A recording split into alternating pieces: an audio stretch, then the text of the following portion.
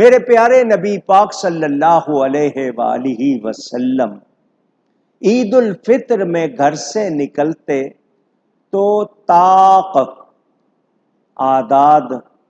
عدد کھجوریں 1 3 5 7 9 یہ طاق کہلاتے ہیں، انگلش میں آڈ کہتے ہیں آپ، ایون آڈ، تو کھجوریں کھا کے نکلتے تھے اور قربانی کی عید پر کچھ نہیں کھاتے تھے، بلکہ نماز پڑھ کر آ کر قربانی کا گوشت فوراً کلیجی تیار ہوتی تھی وہ آپ تناول فرماتے تھے، اسی لیے لوگوں میں وہ آدھا روزہ مشہور ہو گیا ہے۔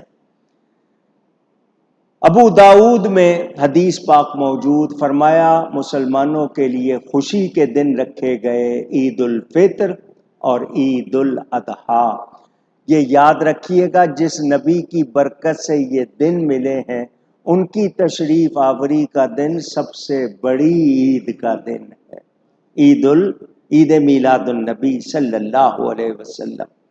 حضرت جابر بن سمرہ راوی ہیں، صحیح مسلم میں حدیث موجود، وہ فرماتے ہیں میں نے کئی مرتبہ نبی پاک صلی اللہ علیہ وآلہ وسلم کے ساتھ عید کی نماز پڑھی، نہ اذان ہوتی تھی نہ اقامت ہوتی تھی، اس میں نہ اذان کہی جاتی ہے اور نہ اقامت جس کو آپ عام زبان میں تکبیر کہتے ہیں وہ نہیں، بلکہ صرف یہ آواز لگائی جاتی تھی الصلاۃ جامعۃ۔ صحیحین کا مطلب بخاری اور مسلم میں حدیث موجود، حضرت ابن عباس رضی اللہ تعالی عنہما روایت فرماتے ہیں نبی پاک نے عید کی نماز سے پہلے اور بعد کوئی نفل نماز نہیں پڑھی۔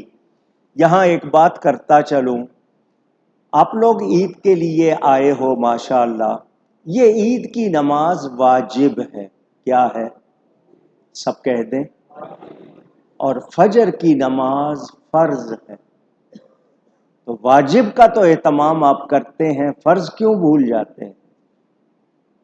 فرض کا بھی اہتمام ہونا چاہیے۔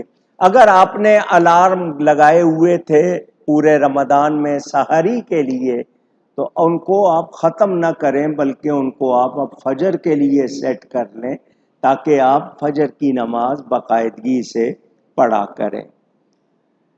عیدگاہ میں نماز عید کے بعد نفل پڑھنا مکروہ ہے، نفل نماز نہیں پڑھی جائے گی۔ ہر وہ شخص جس پر جمعہ پڑھنا واجب ہے اس پر عید کی نماز ادا کرنا بھی واجب ہے۔ عید الفطر نبی پاک صلی اللہ علیہ وآلہ وسلم کچھ دیر سے ادا کرتے تھے، عید الاضحیٰ کچھ جلدی، کیونکہ اس کے بعد قربانی ہوتی تھی۔